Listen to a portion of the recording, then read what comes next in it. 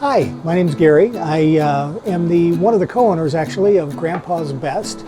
We make barbecue sauces, rubs, black garlic, and a few other products. And I'm here at Kitch in Mystic today, and I'm going to show you how to make some pizzas with some of our products. Now, you may or may not have had a barbecued pizza, but that's what I'm going to start with, is a traditional barbecued pizza. So I like to actually make my crust from scratch. This is what you call a 72-hour dough here. You absolutely do not have to do that. You can take a crust that you buy from a local supermarket. You can take a bobole, whatever you prefer. Next thing I'm going to do though is go ahead and put down some sauce. Now this barbecue sauce was created by my grandfather back in 1932 in Kansas City, Kansas. It's our original sauce, what started our company off. So I'm going to take some of that and I'm going to spread it all over the dough. Put it on liberally, and I need to grab a spoon just to spread it out. So I'm going to spread that all over the crust.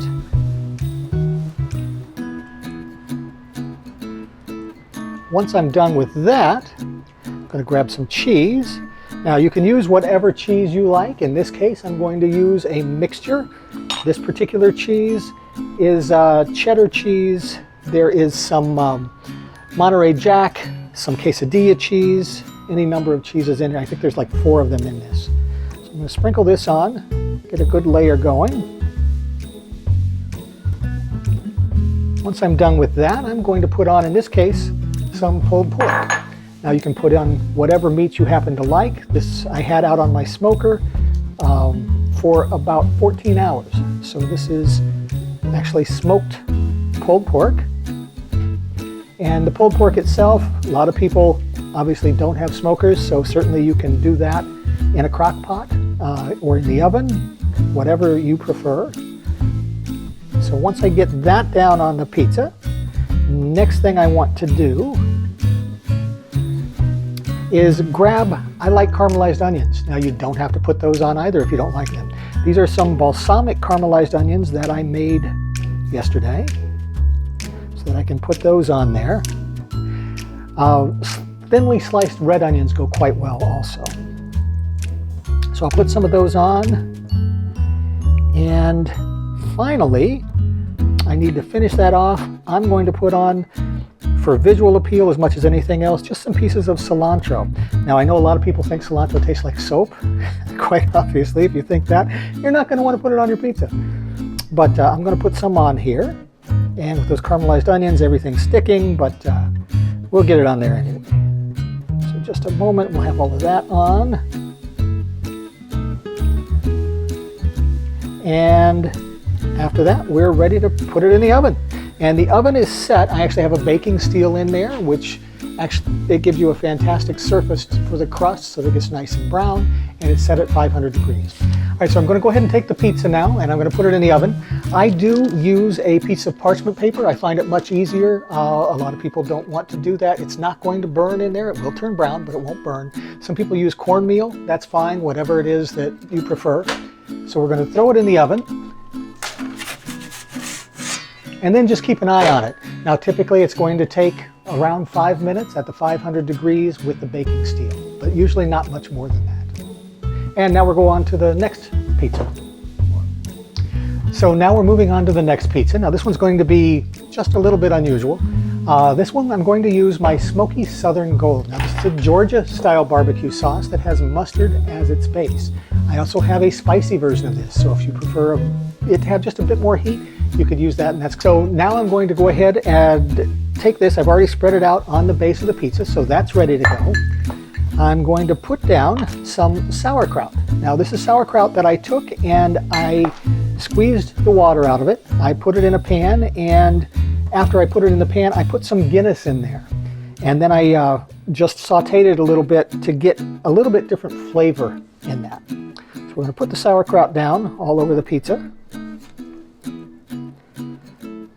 And once I get that down, next thing I'm going to do is put down some cheese. So this is mozzarella. And again, you can use whatever cheese you prefer, but that's what I like for this pizza. So what I'm doing now is putting cheese on the pizza, and this is mozzarella cheese. So you can use whatever cheese you prefer, but I'm going to stick with this for this particular pizza. Next thing I'm going to grab is kielbasa, and I'm going to throw some of that on the pizza. So we're going to cover it with the kielbasa itself, and any kielbasa you would like. You could actually use hot dogs here if you prefer. Whatever you like will work. I think that's one of the most important things to keep in mind, is that you don't have to do things exactly the way I'm doing them here, and they're still going to taste great. So once you get that kielbasa on there, the last thing I do is take a little bit more of the sauce and just put it over the top. And then that one will be ready to go in the oven as soon as the other one's done. Now, one of the more common questions we get is, I don't eat meat, so how am I going to use your products? It's barbecue sauce, it goes on meat. Well, yes, it does, but it doesn't have to. It's one of the things we try to stress. There are lots of ways to use our products that don't involve meat at all. So this is going to be a vegetarian pizza. Actually, the one I do after this is going to be vegan. So the sauce I'm going to use for this is what we call Vincent Mango. It is a curry mango sauce. So again, I already have laid out the crust. I'm going to throw some sauce on there, spread it out just like I did with the others. Now this one does have a little bit of spice to it. It's not a lot, but it is just enough of a bite that you know it's there. So I'll spread that out, put on some cheese, and again, in this case, I'm going to use some mozzarella. So let's grab this.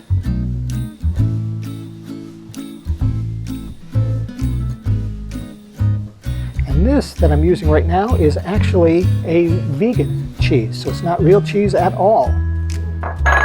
And I'm going to throw, that was a mozzarella, this is a cheddar substitute. So I'll throw that on there also. Next thing I want to grab, these are some vegetables that I roasted. There is cauliflower and butternut squash in there. And I roasted it with just a little bit of curry and a little bit of salt. So we're going to throw that on.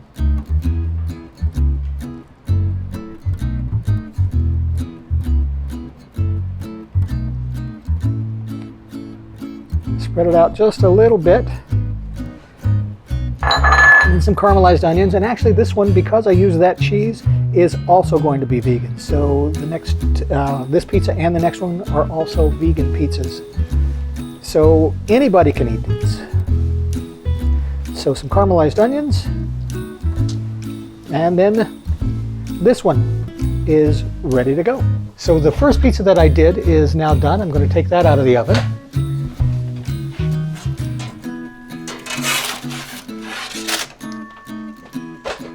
And I'm going to slide it onto the pan.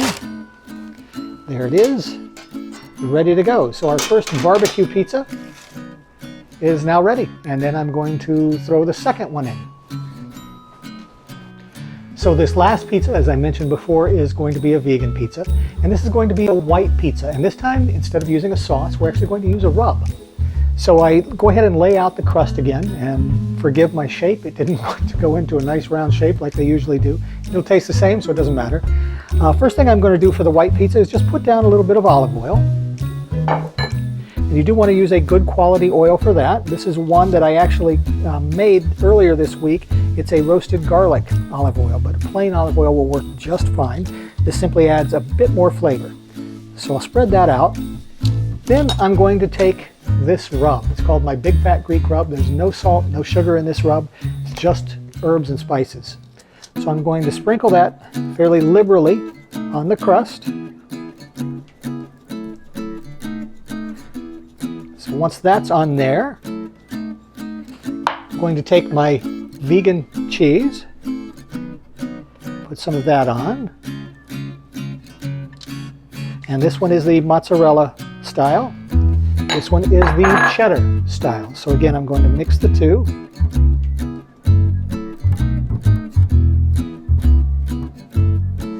So I've got that down. Next thing I'm going to do is take some the chicken strips. Now it's obviously not real chicken. This is something that I actually just sauteed earlier and use some of the Greek rub on that also. So I'm going to put that down. And these are vegan strips.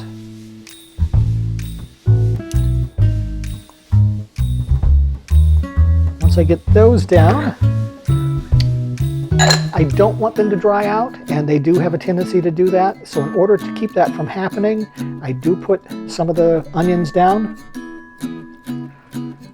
And that tends to really help keep the moisture in there in these fake chicken strips.